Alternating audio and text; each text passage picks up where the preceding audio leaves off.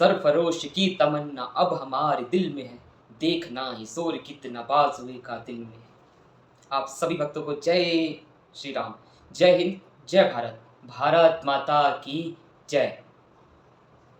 आज इस वीडियो को आप सभी पूरी देखिएगा और इस वीडियो को सुनने के बाद आपके अंदर देशभक्ति और देश के लिए प्रेम पुनः उत्पन्न होगा।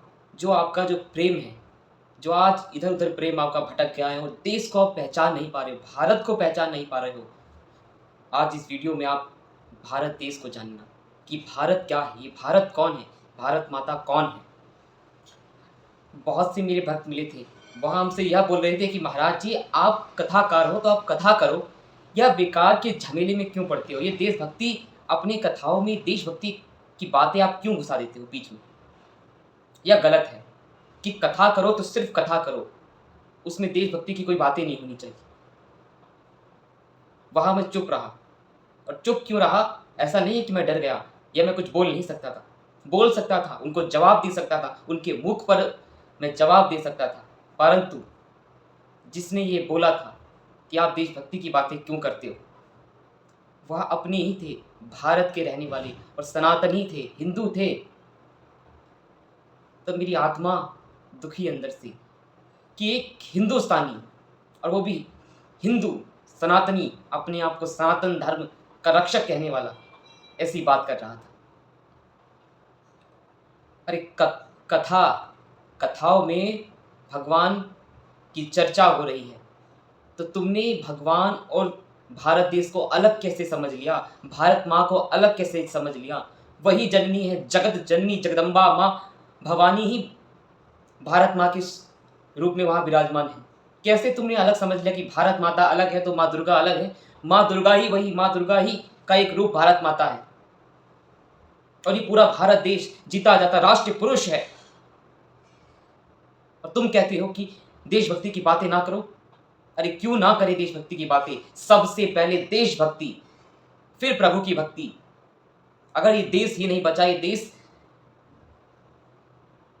देश में देशवासियों के मुख पर भारत माता की जय ना बची, हिंदुस्तान जिंदाबाद नहीं बचा, कोई कहने वाला नहीं रहा, तो हम जय श्री राम का नारा लगाकर करेंगे क्या, क्या हासिल कर लेंगे। जय श्री राम का नारा, जय श्री राम का नारा लगा के देख लो, किसी और कंट्री में गर्दन सर से अलग कर दी जाएगी।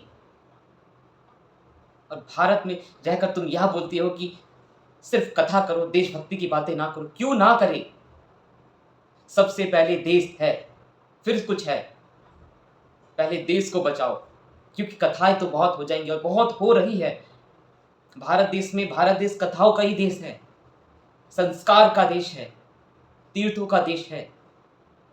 यहाँ कथाएं, लाखों कथाएं होती हैं, और मैं तो यह कहता हूँ कि सभी कथावाचकों से, जितने भी मेरे गुरुजन हैं, बड़े बड़े साधु संत, सभी एक साथ जयघोष लगाएं कि सबसे पहले सभी बच्चों के अंदर, सभी माता पिता के अंदर देशभक्ति होनी चाहिए। सभी माता पिता को अपने बच्चों के अंदर सबसे पहले देश की भक्ति, फिर प्रभु की भक्ति, फिर माता पिता की भक्ति, सबसे पहले देशभक्ति अपने बच्चों के अंदर। क्यों, बच्चों के अंदर देशभक्ति आप जागरूक करो, जिससे वह अपने भारत देश के सम्मान गौरव पर जब कभी कुठाराघात होगा तो आपके बच्चे सुन नहीं पाएंगे और आवाज उठाएंगे।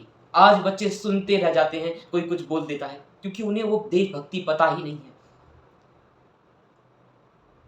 भगत सिंह, राजगुरु, सुखदेव, ये लोग अमर हैं, ये लोग यूं ही नहीं चढ़ गए। 23 साल का एक लड़का जो फांसी के फंदे को चूमकर फांसी के फंदे पर लटक गया और शहीद हो गया। क्यों, क्या जरूरत थी, सब कुछ था भगत सिंह के पास, ऐश्वर्य वैभव सब कुछ था, पर नहीं, पहले देश फिर कुछ। उन्होंने 23 साल की उम्र में इलू इलू नहीं करा, तो इधर उधर चक्करों में नहीं पड़े, किसी नशा नहीं करा, नशा करा तो एक करा देशभक्ति का नशा, भक्ति करी तो देशभक्ति करी, और भक्ति भी करी तो ऐसी भक्ति करी कि आज सदियों सदियों तक भगत सिंह का नाम बच्चे बच्चे के अंदर है, और भगत सिंह का नाम कोई सुन ले तो उसके अंदर खुद ब खुद देश प्रेम जग जाता है। और आप लोग कहते हो कि देशभक्ति की बातें मत करो। क्यों ना करें देशभक्ति की बातें, हम लोग संगठित नहीं है। सबसे बड़ा दुर्भाग्य तो यही है कि हम लोग संगठित नहीं है। भारत देश एक है, एक ही देश बचा है हमारा, और ये भारत देश ये वह देश है जहाँ प्रभु श्री राम चले हैं। भगवान श्री कृष्ण, भगवान स्वयं अवतरित होकर इस माँ की गोद में खेलने के लिए आते हैं, भारत माँ की गोद में खेलने के लिए। आज सरहद पर देखो, आज भारत देश और पाकिस्तान में युद्ध चल रहा है, सारे वीर जवान वहां तैनात खड़े हैं और अपना बलिदान दे रहे हैं। किसके लिए? क्यों? वो भी तो यहाँ घर पे बैठकर सुख की रोटी खा सकते हैं, आराम पंखे के नीचे बैठकर, खूब एसी के नीचे बैठकर खूब ऐशो आराम कर सकते हैं, पर नहीं, उन्होंने सर्वप्रथम अगर चुनाव करा तो देश का चुनाव करा, भारत माँ का चुनाव करा। पहले भारत माँ है, फिर दूसरा कोई कदम है। देश नहीं है मेरे बच्चों तो कुछ नहीं, आपका अस्तित्व नहीं है, आपका अस्तित्व मिटा दिया जाएगा। और आप लोग संगठित नहीं हो, इसीलिए अपनी देश, मैं हमेशा अपनी कथाओं में कहता हूँ और हमेशा अपने प्रवचनों में कहता हूँ, हम भारतीयों को खतरा किसी बाहर वाले से नहीं है, हम लोगों को खतरा अपने ही घर से है, अपनी ही दोगले हिंदुओं से है। क्योंकि ये इतना दोगलापन करते हैं कि पूछो मत। और ये इसलिए करते हैं कि इनके बचपन से इनके अंदर वह संस्कार नहीं दिए जाते, देशभक्ति के संस्कार नहीं दिए जाते। इतिहास गवाह है, पृथ्वीराज चौहान को मारने वाला मर्द कोई पैदा नहीं हुआ था, परंतु जयचंद की गद्दारी ने पृथ्वीराज चौहान को मरने पर मजबूर कर दिया। संभाजी महाराज को पकड़ने वाला कोई मर्द पैदा नहीं हुआ था। अगर उस टाइम पे उन दो गद्दारों ने अगर औरंगजेब से हाथ ना मिला लिया होता तो संभाजी महाराज औरंगजेब को उसी टाइम खत्म कर देते और इतिहास कुछ और होता। पृथ्वीराज चौहान के टाइम पर अगर वह गद्दार अगर गजनी का साथ ना देता तो आज इतिहास कुछ और होता। गजनी क्या, बाबर, टावर, ये सब ना घुस पाते अगर अपने ही देश के कुछ लोग गद्दारी ना करते। इसीलिए हमें खतरा अपने ही घर से है। पहचानो कि कौन गद्दार है और कौन अपना है। हमें बाहर वालों से कोई खतरा नहीं है। हमारे पास शस्त्र, शौर्य, बल, धन सब कुछ है। हमारा भारत देश सब चीज से परिपक्व है। दुश्मनों को तो हम चीर कर रख देंगे, अपना बलिदान देने के लिए भी तैयार है। विधर्मियों को मौत के घाट उतारने का साहस रखते हैं हम लोग, और युद्ध से हम लोग पीछे हट जाएंगे, यह भारत देश के वीरों की निशानी नहीं है। हम लोग युद्ध के लिए हमेशा सजग रहते हैं। हम लोग को खतरा अपने ही घर दोगलों से है। और बहुत से आप ही लोगों में से बहुत से लोग बोलेंगे, अरे ये ऐसी ही बात कर रहे हैं, क्या तुम्हारे बोलने से कोई सुनेगा? कोई नहीं सुनेगा। कौन सुनेगा? कोई नहीं सुनेगा। तुम ऐसे ही बोलते बोलते मर जाओगी। मैं मरने के लिए भी तैयार हूं, पर मुझे पूरा विश्वास है कि आज नहीं कल तो मेरी आवाज मेरे भारत देश के कोने कोनों तक पहुंचेगी, बच्चों बच्चों तक पहुंचेगी। और जो मैं चाहता हूं, जो मेरा सपना है, अपनी इस माँ के लिए कुछ करने के लिए, अपनी भारत माँ और भारत देश के लिए कुछ करने के लिए, वह मेरा जो दृढ़ संकल्प मैंने लिया है, वह मेरे बच्चों तक अवश्य पहुंचेगा। वो साथ अवश्य देंगे। आज मैं आपको एक छोटी सी कहानी सुनाता हूँ जाते जाते। एक गांव था, उस गांव में एक पेड़ पर चिड़िया का घोंसला था। चिड़ा और चिड़िया दोनों रहती थी, बड़ी ही सुखपूर्वक रहती थी। एक समय ऐसा आया कि उस जंगल में भयानक आग लगी, बहुत बड़ी आग लग गई। पूरा गांव, जंगल, सब आग की लपेट में आ गया। सब भागे, जानवर अपनी जान बचाकर भागे, सभी इंसान अपनी जान बचाकर भाग गए, पर वो चिड़ा और चिड़ी दोनों पति पत्नी ने देखा और उन्होंने विचार करा कि हमें कुछ करना चाहिए। तो वह छोटी सी चिड़ा और चिड़ी नदी में जाते थे और चोंच में एक बूंद पानी, क्योंकि चोंच में कितना पानी आएगा, एक बूंद पानी भरते थे और आग में डाल देते थे। और ऐसा बार बार करते रहे। और यह सब वह इंसान भी देख रहे थे और वहां के कुछ जानवर भी देख रहे थे। तो जानवरों ने पूछा कि ए चिड़ा, तुम ये क्या कर रहे हो? तुमसे बड़ा मूर्ख कोई नहीं है। अरे तुम इतनी सी हो और तुम इतने से हो और तुम्हारे प्रयास से ये आग बुझ जाएगी, ये क्या मूर्खता है? तो वहां से चिड़ा बोलता है, कौन कह रहा है कि मैं आग बुझा रहा हूं? हम आग बुझा रहे हैं। हम आग नहीं बुझा रहे, हम तुम लोगों को जगा रहे हैं कि तुम लोग आज अपने ही घर में आग लग गई है तो भाग रहे हो नामर्दों की तरह, नपुंसकों की तरह।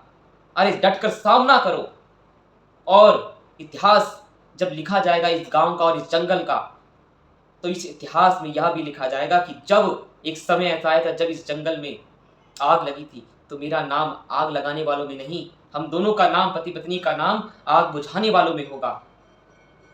तब उन लोगों का एहसास हुआ और उन लोगों ने, सभी इंसानों ने मिलकर और सभी जानवरों ने मिलकर एक साथ प्रयास किया और बड़ी विशाल आग को कुछ ही मिनटों में सबको बुझा दिया।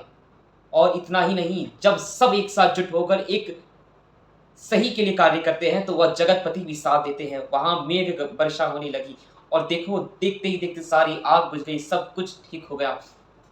यह होती है एकता की शक्ति। मैं यही आप लोगों को बताना चाहता हूं। पहले देश, फिर राम भक्ति होगी। पहले देश की भक्ति, फिर राम की भक्ति। अगर ये देश ही ना बचा तो राम की भक्ति से कुछ नहीं होगा।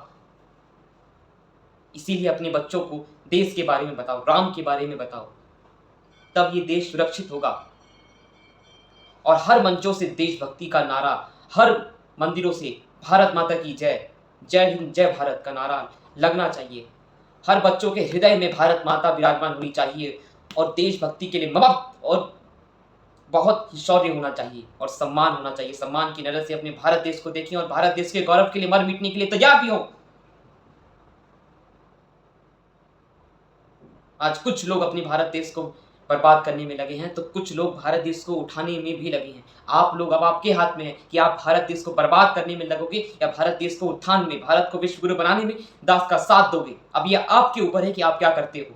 कि इतिहास जब लिखा जाएगा तो दास का नाम उसमें लिखा जाएगा कि जब भारत देश खंडित हो रहा था, धीरे धीरे भारत की संस्कृति, भारत की सभ्यता जब मिट रही थी, तो दास चीख रहा था, चिल्ला रहा था कि अपनी संस्कृति को पहचानो। जो अपनी संस्कृति को भूल जाता है उसका पतन जल्दी होता है। इतिहास में जब लिखा जाएगा तो दास का नाम आग बुझाने वालों में लिखा जाएगा, आग लगाने वालों में नहीं। तो अब आपके हाथ में है कि आप देश को बचाने वालों में अपना नाम लिखवाना चाहते हो कि देश को मिटाने वालों अपना नाम पृथ्वीराज चौहान की भांति लिखवाना चाहते हो या गद्दार जयचंद की तरह। अब आपके हाथ में है चयन। अब चयन आपको करना है, चयन मैं नहीं करवाऊंगा। आप स्वतंत्र हो, स्वतंत्र भारत में रहते हो। अब चयन आपके हाथ में कि आप साथ दोगे या घर पे आराम से बैठोगे। स्वतंत्रता आपके पास है, मैं कुछ नहीं कहूंगा।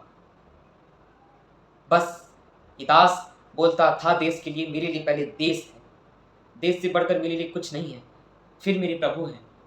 देश और प्रभु अलग नहीं है, एक ही हैं। आप सभी भक्त दास का साथ दीजिए और सभी जो देश के लिए कार्य कर रहे हैं, जो सनातन के लिए कार्य कर रहे हैं, उन सभी का साथ दीजिए और उनका हौसला बढ़ाइए। भारत माता की जय, इनकलाब जिंदाबाद। आप सभी भक्तों को जय हिंद जय भारत, जय श्री राम।